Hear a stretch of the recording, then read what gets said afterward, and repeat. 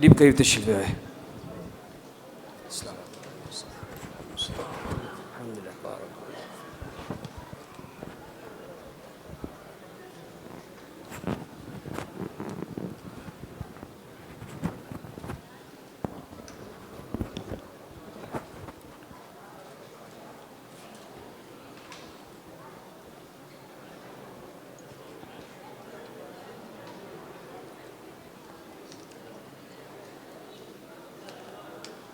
بسم اللہ الرحمن الرحیم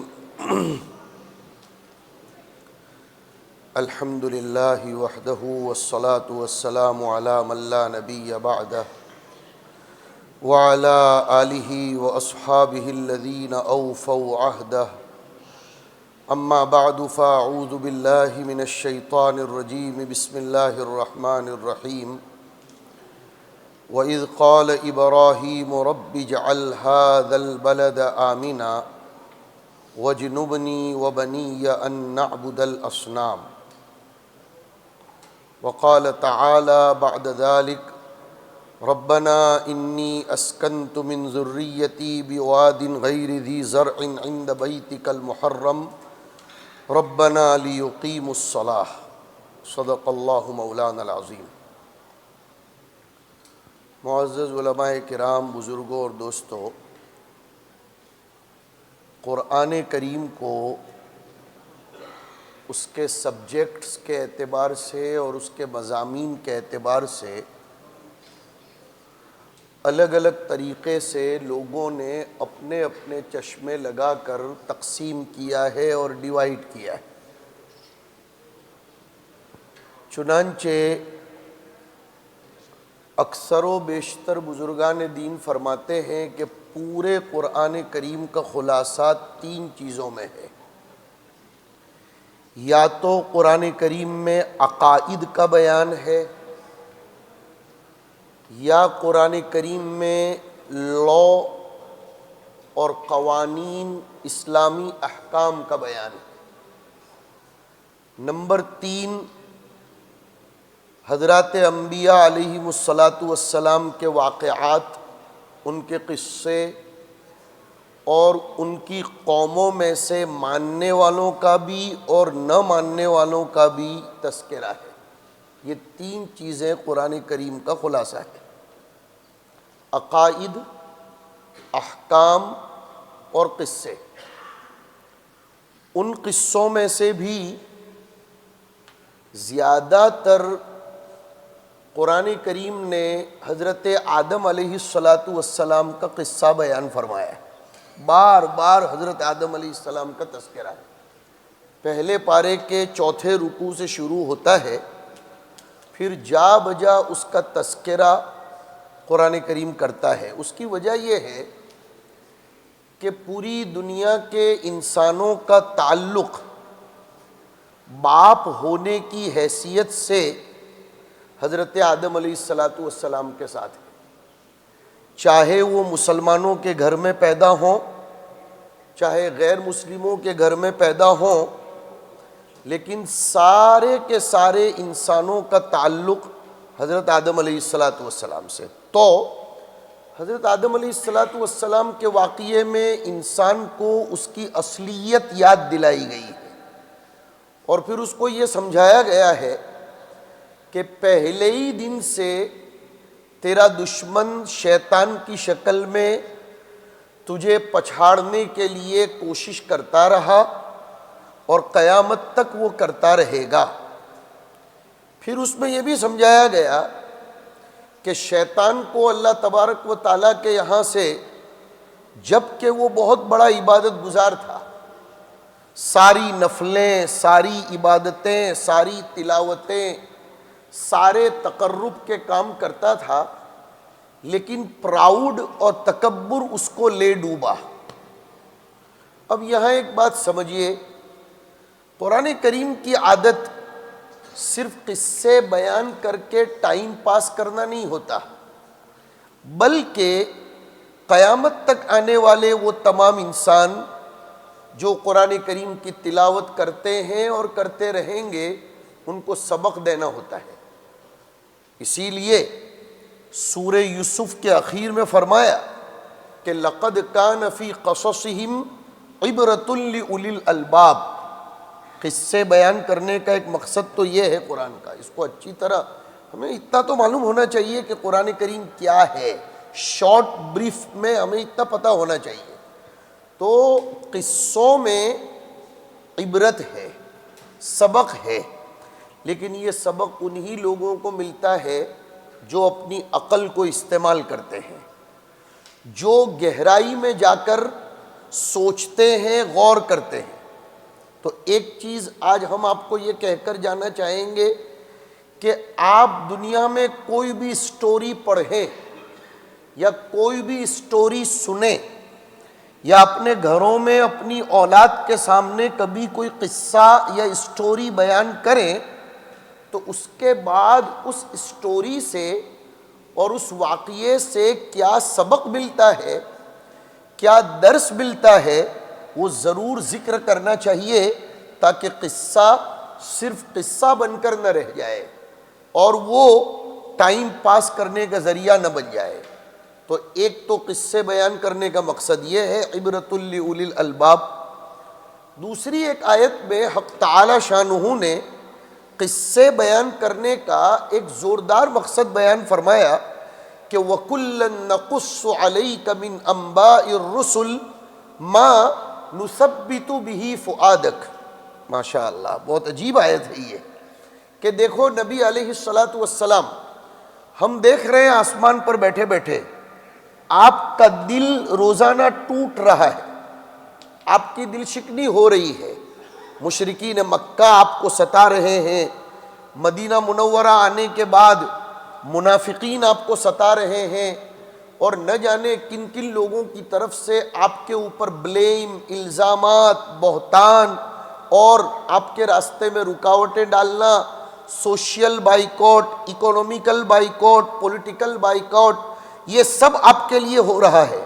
لیکن ہم آپ کو پچھلے نبیوں علیہ السلام کے واقعات بیان کر دیتے ہیں تاکہ آپ کو پتہ چلے کہ یہ جو آپ کے ساتھ ہو رہا ہے ایسا بلکہ اس سے کچھ زیادہ آپ سے پہلے انبیاء علیہ السلام کے ساتھ ہوا. جب ہم آپ کے سامنے ان نبیوں کے واقعات بیان کریں گے تو نثبت بہ فؤادک، آپ کا دل مضبوط ہوگا.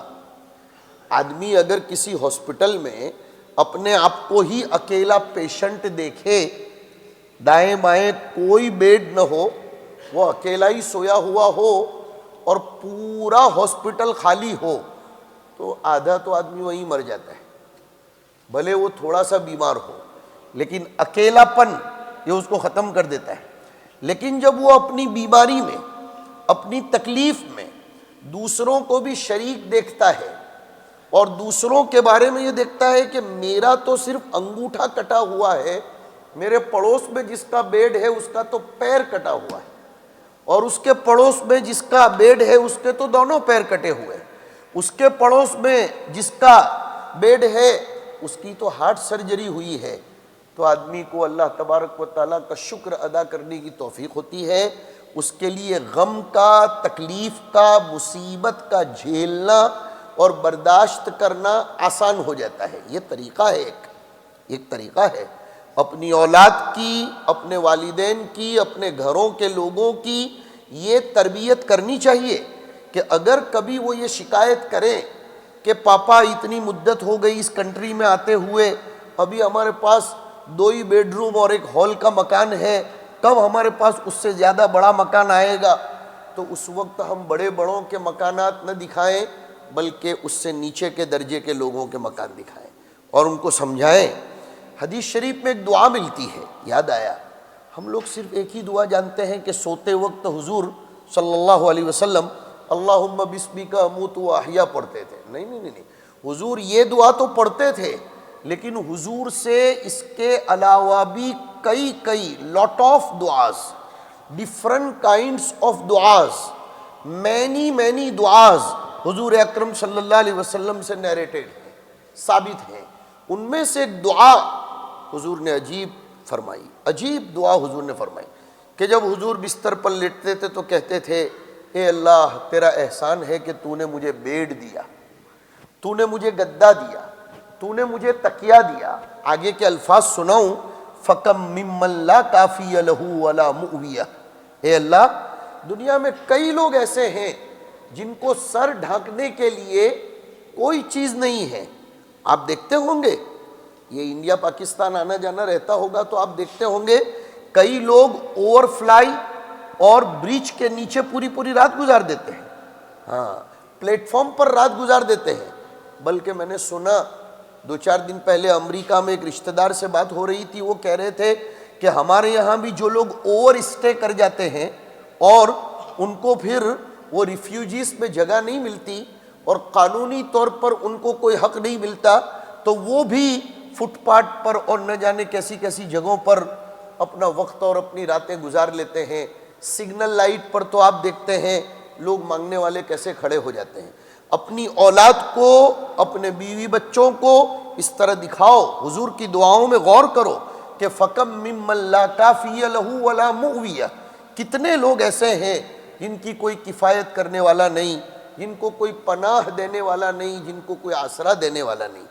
تو قرآن کریم کیا بیان کرتا ہے کہ ہم نبیوں کے واقعات تمہیں اس لیے سناتے ہیں تاکہ تمہارا دل مضبوط ہو۔ حضور سے قرآن کہہ رہا ہے نُثَبِّتُ بِهِ فُؤَادَكَ۔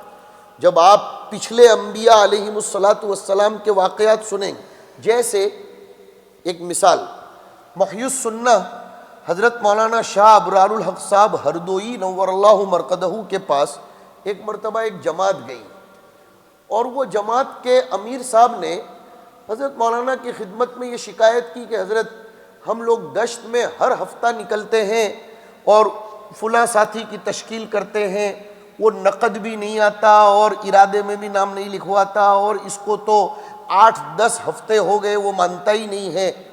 یہ نثبت بہ فؤادک سمجھا رہا ہوں۔ حضرت مولانا ابرار الحق صاحب ہردوئی رحمۃ اللہ علیہ، نام سنا ہوگا، حضرت مولانا اشرف علی تھانوی رحمۃ اللہ علیہ کے ہندوستان میں آخری خلیفہ تھے۔ حضرت کے خلفاء تھے لیکن خلفاء ایک ایک کر کے انتقال کرتے رہے، ان میں آخری رہ گئے تھے حضرت مولانا شاہ ابرار الحق صاحب ہردوئی رحمۃ اللہ علیہ۔ تو حضرت ہردوئی رحمۃ اللہ علیہ نے جماعت کے امیر صاحب کو کتنا شاندار جواب دیا، کہا کہ آپ نے تو 8-10 مرتبہ ہی گئے نا ایک ایک ہفتے کے ڈسٹینس سے، حضرت نوح علیہ السلام نے تو 950 سال تک تشکیل کی، پھر بھی وہ نہیں مانے ان کی قوم کے لوگ۔ فوراً امیر صاحب کا دل مضبوط ہو گیا۔ دیکھا آپ نے، تو نبیوں کے قصے سننے سے حضور کا دل مضبوط ہوتا تھا اور ہم جیسے لوگوں کو بھی تقویت ملتی تھی۔ تو ایک تو میں نے کہا کہ قرآن کریم سب سے زیادہ اگر کسی کا واقعہ بیان کرتا ہے تو کس کا؟ سیدنا آدم علیہ السلام کا۔ اب میں زیادہ تفصیل میں نہیں جاتا۔ دوسرا بہت زیادہ قصے بیان کرتا ہے قرآن کریم جن کے نام سے آج آخری سورت پڑھی گئی، سورہ ابراہیم۔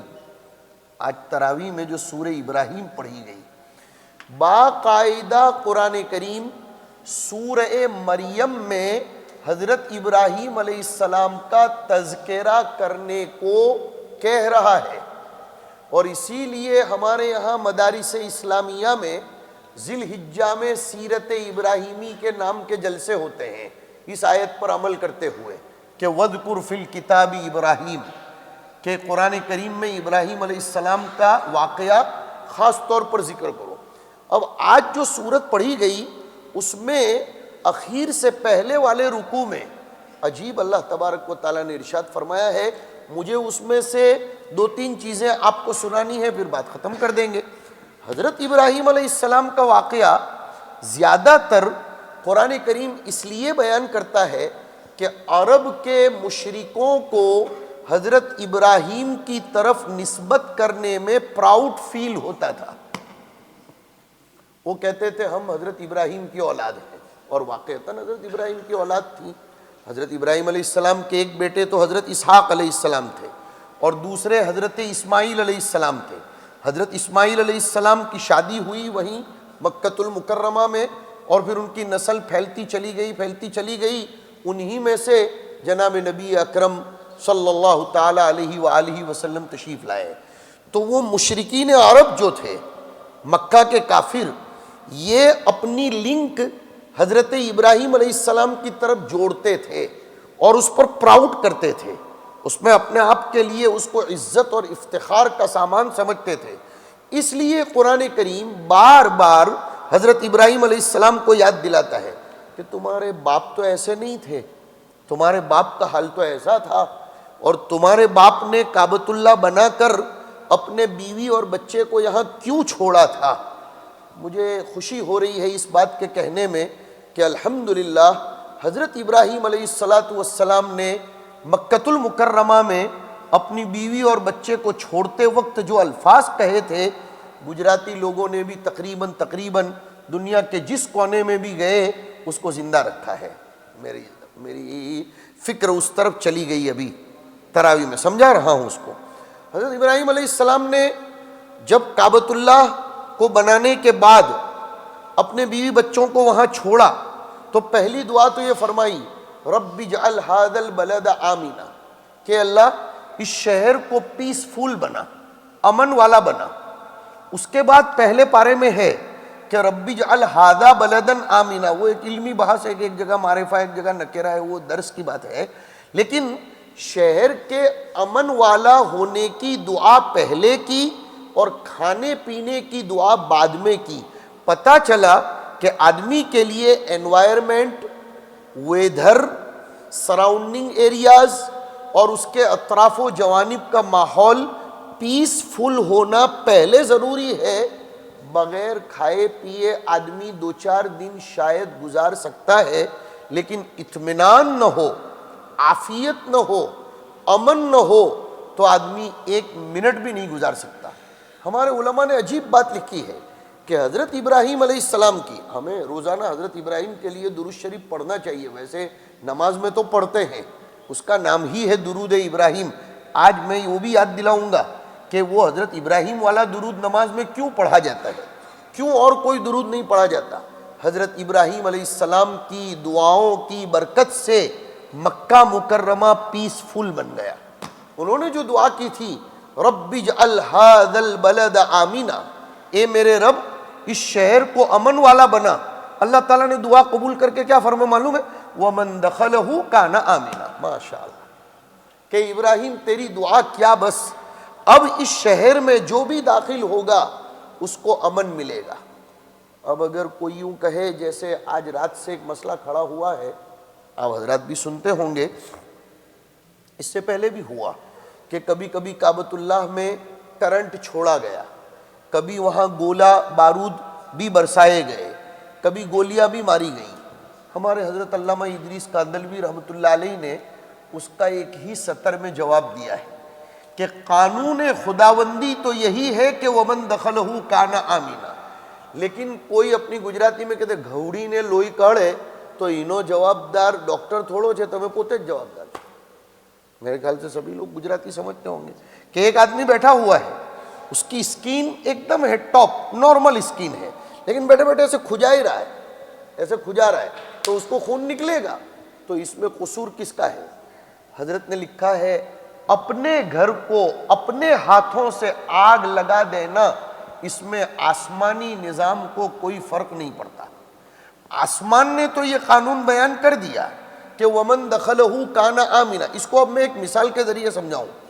میں نے آپ کو یہ کرسی بیٹھنے کے لیے دی ہے مثال کے طور پر، عزت کے ساتھ بیٹھیے، رسپیکٹ آپ کا کر رہا ہوں، آپ اس پر بیٹھ کر کام کیجئے، رسپیکٹفل پرسن بنیے، میں نے تو آپ کو اس لیے دی ہے، لیکن اب آپ اس کرسی میں کھوڑ کھاپڑ کاٹ رہے ہیں، گجراتی میں جس کو کہتے ہیں، کچھ بھی عیب نکالیں، اور یہاں بیٹھے بیٹھے ایسے جیسے کچھ لوگوں کے ہاتھوں میں کھجلی ہوتی ہے، ان کو کتنی بھی اچھی جگہ پر بٹھاؤ تو ان کو چلتا نہیں، جیسے کچھ لوگوں کو کتنی اعلیٰ ترین ہوٹل میں جگہ دو لیکن وہ پان کی پچکاری مارے بغیر رہتے نہیں اور اس کو توڑے بغیر ہٹتے نہیں ہیں، تو اس میں قصور اس جگہ کا نہیں ہے، قصور تو خود کا ہے کہ اپنے ہاتھوں سے آپ گھر کو آگ لگا رہے ہیں۔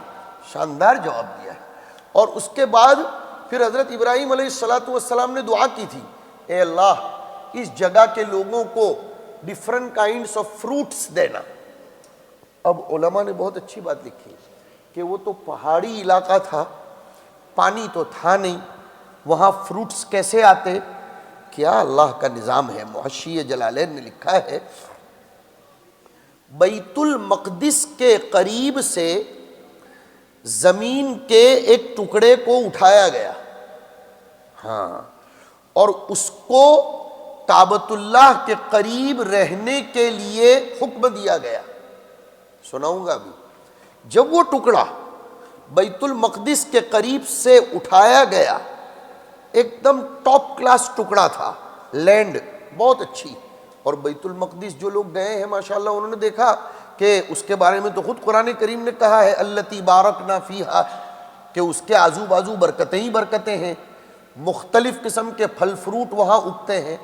وہ ٹکڑا وہاں سے اٹھا، اور حضرت ابراہیم علیہ السلام کی دعا کو قبول کرنے کی خاطر اللہ تبارک و تعالیٰ نے اس ٹکڑے کو شفٹ کرنے کا فیصلہ فرمایا مکہ مکرمہ کے پڑوس میں۔ اس ٹکڑے نے پہلے ہی یہ کہا کہ میں وہاں جا کر بعد میں بیٹھوں گا، مجھ کو شکرانے کے طور پر طواف کرنے کی اجازت دے دی جائے، اس لیے کہ میرے لیے اس سے بڑھ کر کیا سعادت مندی ہوگی کہ میں مکہ مکرمہ کے پڑوس میں ہوں۔ اللہ تبارک و تعالیٰ نے اس کو طواف کرنے کی اجازت دی اور پھر اس کو شفٹ کر کے رکھ دیا، اس لیے اس جگہ کا نام طائف ہے۔ اس کو جو طائف کہتے ہیں، طواف کرنے والا، اس نے کعبۃ اللہ کا، اور اللہ تبارک و تعالیٰ کے یہاں کوئی بعید بات نہیں ہے۔ جو اللہ جنت کا ٹکڑا جنت سے مدینہ منورہ میں اتار سکتا ہے۔ امام راضی رحمۃ اللہ علیہ نے ایک مرتبہ ایک مقارنہ کیا تھا، کمپیریزن، کہ آسمان اور زمین کے درمیان کمپیریزن ہوا۔ بڑی مزیدار بات سنا رہا ہوں۔ آسمان اپنی پرائیورٹیز بیان کر رہا تھا اور زمین اپنی پرائیورٹیز بیان کر رہی تھی۔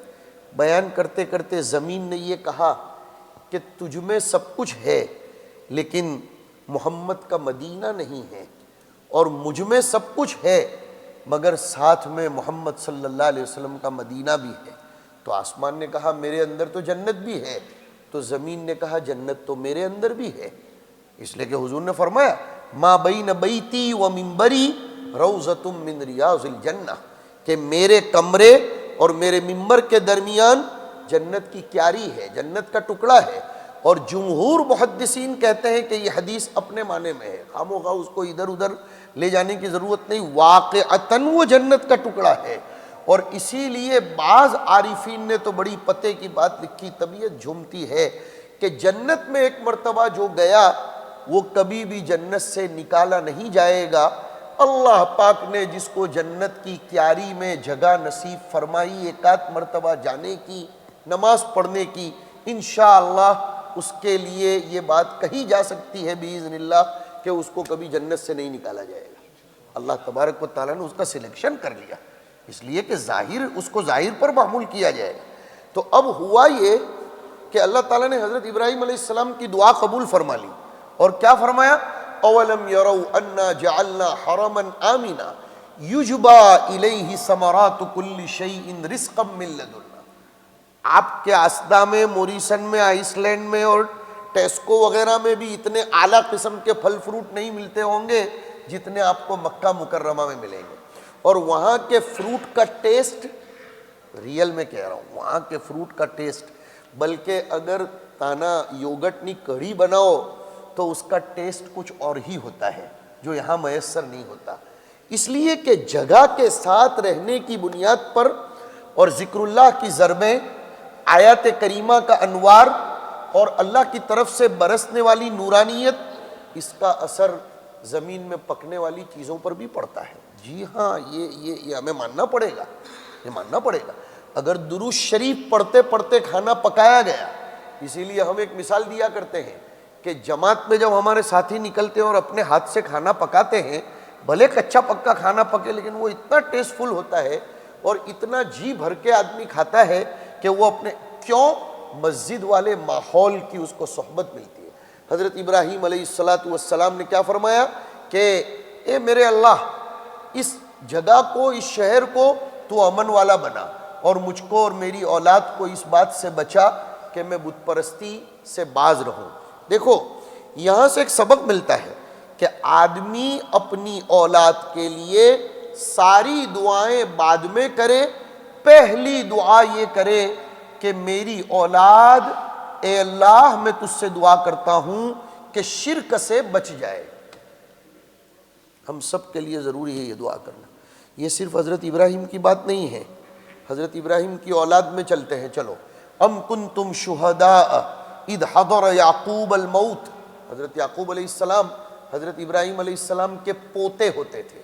تو جب حضرت یعقوب علیہ السلام کی موت کا وقت قریب آیا تو یہ نہیں کہا کہ દીકરા બેંક એકાઉન્ટમાં કેટલા પૈસા છે જરાક હું તને સમજાવી દેમ ને કોની સિગ્નેચર ચાલે એ બી જરાક જોઈ લે ને મેં નોમિનીમાં કોનું નામ લખાવેલું છે એ બી જરાક જોઈ લે. نہیں نہیں نہیں، حضرت یعقوب علیہ السلام نے ساری اولاد کو جمع کر کے پوچھا ما تعبدون من بعدی، اس لیے کہ یاد رکھو میرے بھائیو، دین سلامت تو دنیا سلامت، دین سلامت تو دنیا سلامت، اس لیے کہ بہت اچھی بات سنا رہا ہوں، دنیا فانی ہے اور دین باقی ہے۔ باقی چیز پر جتنی چیزوں کی بنیاد رکھی جائے گی انشاءاللہ وہ باقی ہی باقی رہے گی، اور دین قیامت تک باقی۔ اسی لیے لڑکے لڑکی کا رشتہ اور انگیجمنٹ کرنے میں حضور نے جو دعا دی کہ اگر دین کو سامنے رکھ کر رشتہ کیا تو قیامت تک کے لیے کامیابی ہی کامیابی ہے، اس لیے کہ جس پر بنیاد رکھی ہے وہ مضبوط اور باقی ہے۔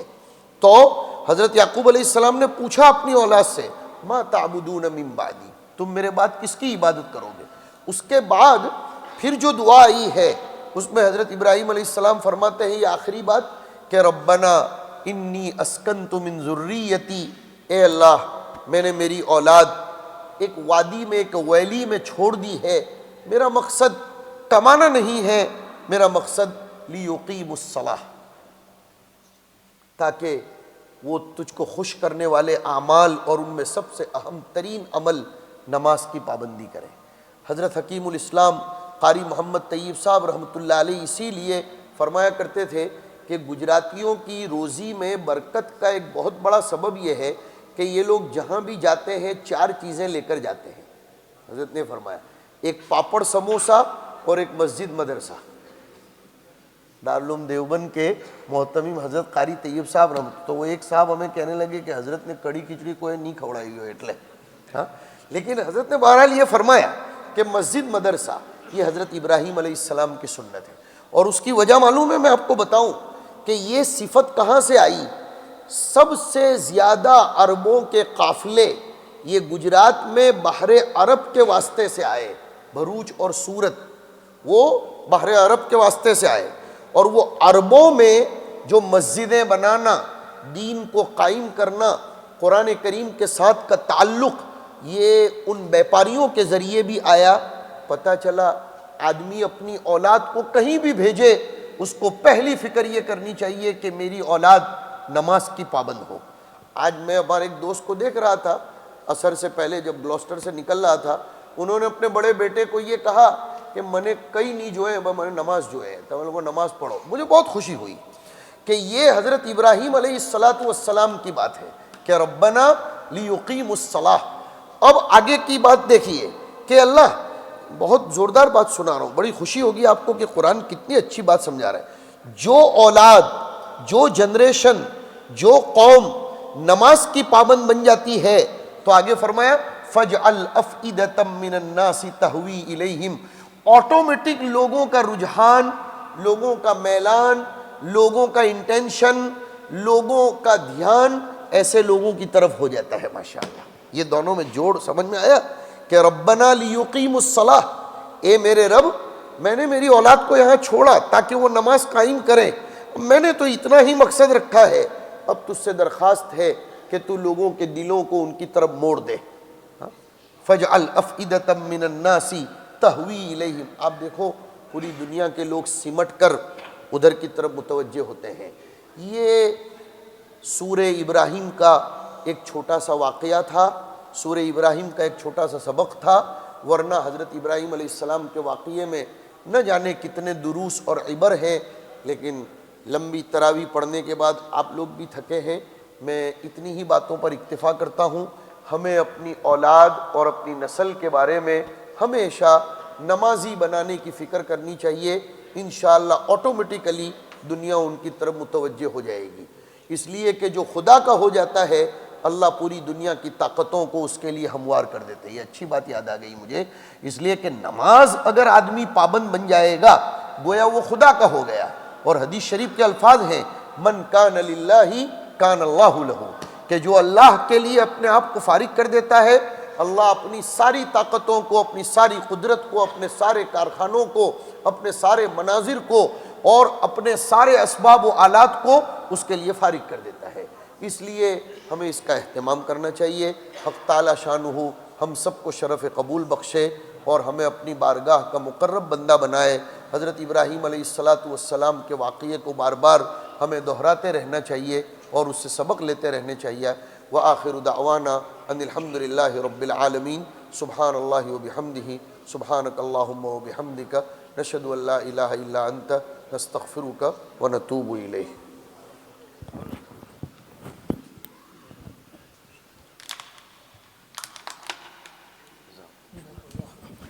جزاکم اللہ تعالیٰ فی الدارین خیرہ.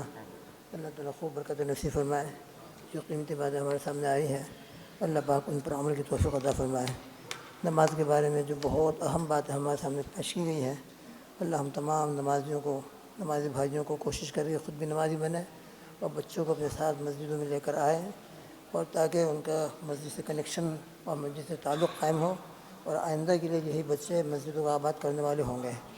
اگر ہم نے ان کو نمازی بنایا ہے تو مسجد آباد رہیں گی. ہم تو چلے جائیں گے لیکن بچے اب نمازی بن گئے تو انشاءاللہ مسجد قیامت تک آباد ہوتی رہیں گی. اس لیے اپنی بھی نماز کی فکر کرنا ہے، بچوں کی بھی نماز کی فکر کرنا ہے، گھر کے اندر بھی دین لانا ہے اور گھر کی مستورات کے اندر بھی دینداری پیدا ہو جائے اس کی کوشش کرنا ہے. اللہ تعالیٰ حضرت نے جو باتیں ہم کو فرمائی ہے خوب خوب عمل کی توفیق عطا فرمائے. حضرت کے علم و عمل میں عمر میں خوب برکت عطا فرمائے اور ان کے فیض کو تعدیر قائم و دائم رکھے. اللہم آمین. بارک اللہ.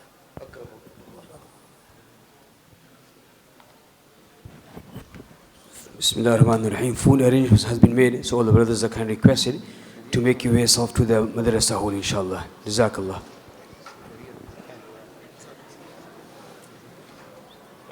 Try to maintain silence in the masjid, holding on to the etiquettes of the masjid, inshallah.